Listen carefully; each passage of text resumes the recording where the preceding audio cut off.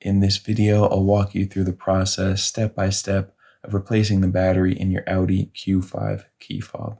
This is a really easy process. You can do it yourself at home. All you'll need is a replacement battery, which is a CR2032, and you'll just need one of those.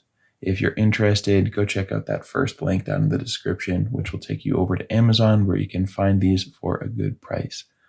All you want to do to start is locate the buttons on the bottom of the device here, hold both of those down, and pull out the internal key.